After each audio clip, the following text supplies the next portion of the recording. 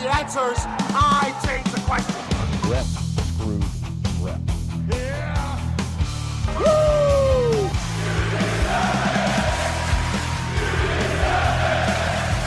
Who are you to doubt El Dandy? Because this guy's a serious professional. Can he do it?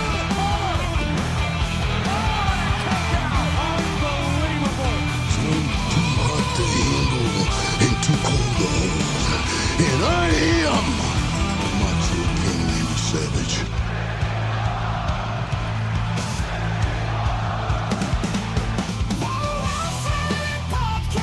Shut your mouth, you thong-wearing fatty. I said WWE stands for... It's me, Austin. I will never retire. Promotional consideration paid for by the following.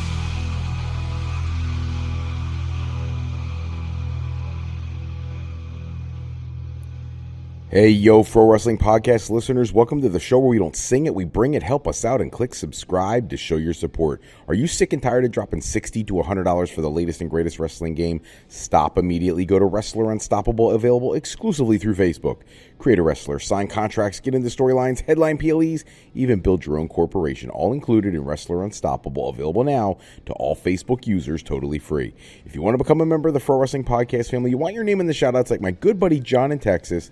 John, always love giving you that shout out. Check out our Patreon page at patreon.com/Pro Wrestling Podcast. Sign up today. We got loyalty rewards, $15 a month contributor, co-host the show with myself, $7.50 a month, enter into a drawing to also co-host, just like John and I, as we are slowly putting together a series of videos that will be Patreon exclusive content for those who subscribe to our channel. Hello, everybody. Welcome to this episode of the Pro Wrestling Podcast. If you've got questions, comments, anything you want us to touch on in a future episode, give us a call. The Pro Wrestling Sound Off line, 267-642-1160, and we will get to those questions in a future episode. Today, a few things to talk about. It's an interesting week in the world of professional wrestling. One, Dynamite. AEW Dynamite, it's a bittersweet thing for me. Like, I think some of the stuff that they do on the show is fantastic. Other things come colossal waste of my time. I felt like this week there was so much opportunity. Now let's talk about the good stuff first, right? I enjoyed the 5-on-5 match for the $500,000 or whatever you want to call that. I enjoyed that. I thought the match was solid. Everything went well. It's a television match, but it didn't come across as a television match. It came across as a legit big-time fight, and I appreciate that. I enjoyed the match. I enjoyed all the after-match activities, some of the things that took place, especially the Daniel Garcia heel turn, finally giving him something to do that is of solid substance. When his contract was coming due last year and he re-signed with AEW, it seemed as though he was like the next big star for them. He had meaningful conversation and matches with Daniel Bryan and other people along the way, winning the TNT Championship, and all of those accolades have really brought him almost nothing since then. I mean, his character has really torpedoed in a lot of ways the last several months.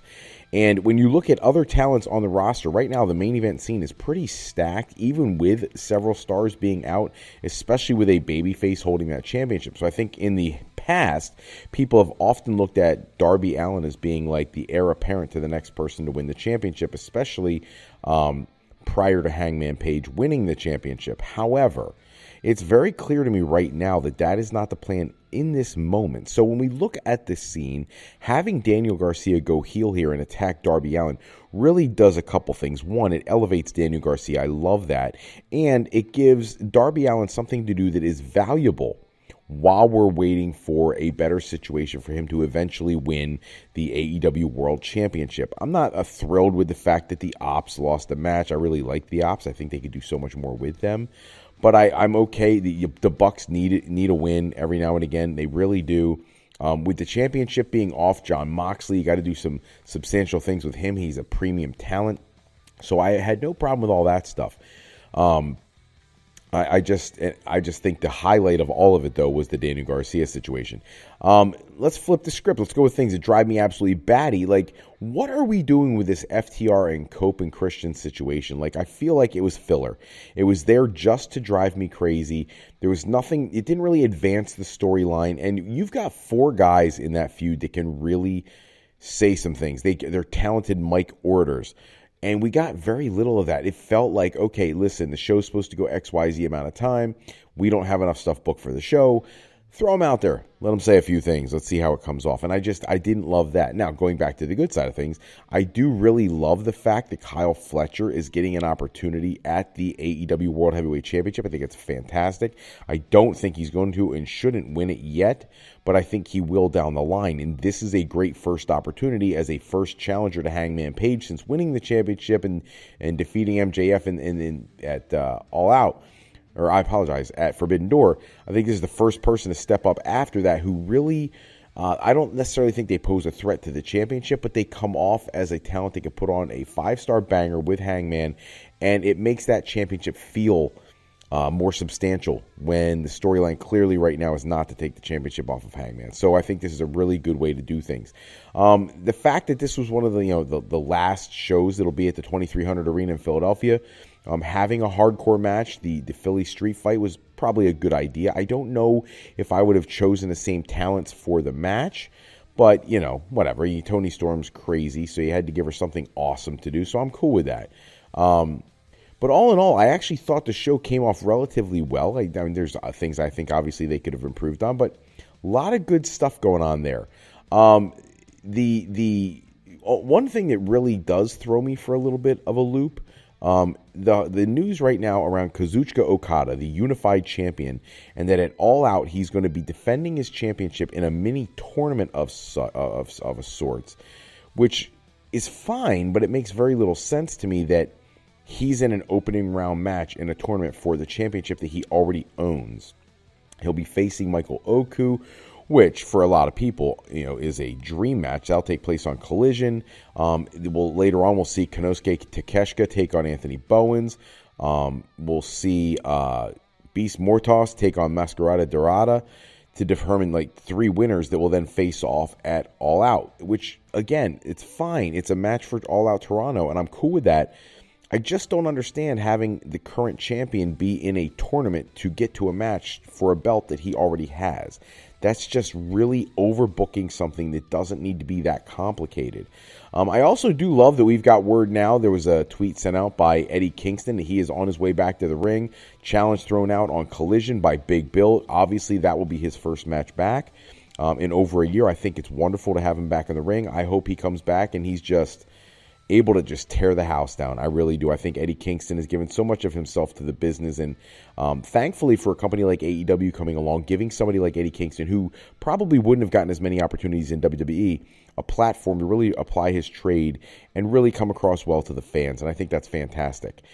Sort of AEW news, switching into WWE news, former AEW and WWE superstar Saraya, formerly known as Paige, was on Busted Open. She's talking about how she's ready to get back in the ring. She's working on her cardio. She needs to get rid of some ring rust. Even mentioned the fact that she wants to train with TJ and Natalia in the Heart Dungeon so she can get herself up to pace, because her quote was, "I want to be Paige again, the way she wrestled. The way Paige wrestled at NXT, I want that back, and I want to upgrade her. I'm not going to be crazy, but I want to do the generation style of wrestling. So if I ever do come back, people are going to be surprised, I think, about what I can whip out." And I think it would be fantastic. And in this generation or this age of returning superstars, let Paige come home and have her big moment.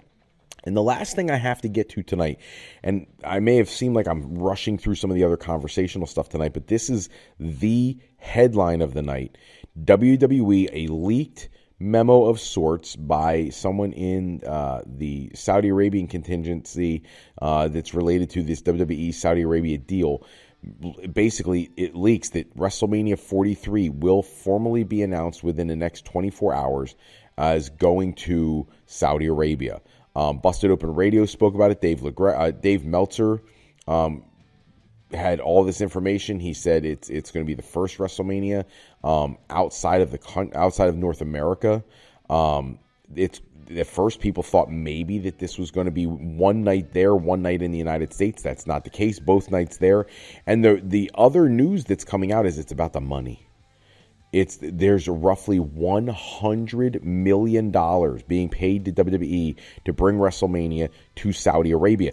And look, even in a corporatized world where they're $1 trillion company, probably I'm joking, you know what I mean. Multi-billion dollar company. This is a ton of money for essentially one show, a 2-day event. But it's not just going to be those shows. It's Raw, SmackDown, everything leading into Mania, all the week's festivities will all take place in Saudi Arabia, which in a lot of ways takes some people who traditionally go to all the shows, kind of takes them out of the equation. I wonder if the green shirt dude will be there. But for the people who'll be frustrated that it's going to Saudi Arabia, who can't go to that show or choose not to go there for geopolitical reasons or whatever, let's go down what the really cool stuff may be. And that is that they're paying for this for a reason. They want to have a star-studded greatest WrestleMania. I hope to God they don't call it the greatest WrestleMania, but they want the most star-studded event in the history of WrestleMania. WWE legends are going to be expected to be there. If you go to Wrestling Inc., they have a story up talking about the same thing. We're talking about anybody and everybody that you could possibly dream about getting there. Dave Meltzer, again, from Wrestling Observer, his statement was, and I'll read his quote, it says, "Everyone, anyone, money is no object. Any name you can imagine, obviously they're going to be after. Anyone coming out of retirement that wants to come out of retirement of big name value will be able to get a lot of money for this show. That's what they want." When you think about it, he had his co-host, Brian Alvarez, brought up the idea of The Undertaker versus Shawn Michaels, Stone Cold Steve Austin versus Dwayne The Rock Johnson. And then, of course, Meltzer countered with he had not heard about any matches specifically being, thrown out in creative at this point. But it is very clear that legends are going to be contacted by WWE for this massive event. The Saudi Arabian contingency has always wanted the biggest names anyways. That's why we got the Brothers of Destruction versus DX match. That's why we got Goldberg, The Undertaker. It's why we get a lot of the matches we get there is because for the price they're paying, they want insane booking. And at this point, they've done enough shows there. This is not like glorified house shows anymore. This is legit business.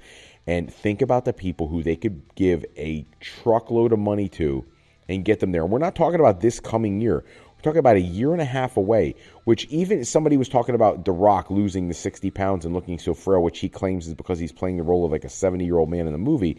I don't know who to believe. I also saw that Kevin Nash said that he thought The Rock has a heart condition. Well, I'm not his doctor. I'm not his cardiologist. I'm not his agent, his press man. What I would say is this. If it's heart-related, obviously we won't see The Rock wrestle ever again. If it is not, you have a year and a half for The Rock to bulk back up. Maybe that's where we finally get Rock and Roman. Maybe that is where we get to see Rock Stone Cold, because Stone Cold has talked about possibly doing another match. Maybe we do get to see The Undertaker Shawn Michaels, or The Undertaker somebody, maybe an Obafemi Undertaker match or something like that. We've got a lot of time to build to this. Think about other superstars that for the right amount of money you might be able to get back. I don't think you get somebody like a Batista. He seems like money is not his thing. He's not beholden to that, and he really wanted to go out the way he wanted to go out. But again, money talks. Maybe that is something we can make happen. Think about all the other talents that are out there that are just insane legends and what you could do one night only. And if I'm WWE, I would almost AEW style stack this card. They want these like shorter pay-per-views, not for this, not for $100 million. For $100 million, you put together like back-to-back nights of like 7 hours. I don't even care. If it's really going to be dream matches like that, then you knock it out of the park. And I know some people will be like, that's way too long. Well, guess what? Well, you could get it on the network, whatever service you're using by then to watch pay-per-views, the ESPN app, or if you're a subscriber to the proper services, get it that way. But this would be an opportunity to check off every box you can dream of. Heck, if I was WWE, I would even approach, because word is he doesn't have an active contract, I would even approach Sting about doing Sting Undertaker. I really would. Like, for that amount of money, Tony Khan would be disgusting if he didn't let Sting go do that. Let's be honest, he really would. And who knows what free agents become available between now and then in AEW. Would we have the opportunity to see a Kenny Omega versus Seth Rollins? Would we be able to have the opportunity to see something like a, oh gosh, I don't even know. Like, just think about some of the matches and some of the contracts that may come due between now and then. So a lot to think about, a lot coming in the next year and a half. We'll have to keep our eyes on it, but WWE taking WrestleMania to Saudi Arabia apparently is a done deal. What an interesting time to be a WWE fan. I just feel bad for New Orleans, who's going to have to wait yet another year before they finally get that WrestleMania they were supposed to get next year. Just saying. That's all the time we have for this episode. Check back with us next episode where we run down the latest wrestling news and rumors. Special thanks, as always, go out to Suno AI for generating our music and sound effects I use in my show. Today's podcast, sponsored in part by Beazle Games. Bring a new friend to family game night. It's easy with Sketchy people. Showcase your artistic side in this game from Beazle Games by going to thegamecrafter.com and pick up your copy today. If you're looking for your next career move, you're considering college, university life, maybe you just need some formal training for your next career decision, go to our website at frolifeplanning.com for all your higher education needs, as Fro Life educational planning is for today, for tomorrow, and for life with Fro Life. I'm Fred Froelich, better known as Dr. Fro. I want to thank you so much for taking a few moments with us today. Until next time, take care, everybody. Have a great night.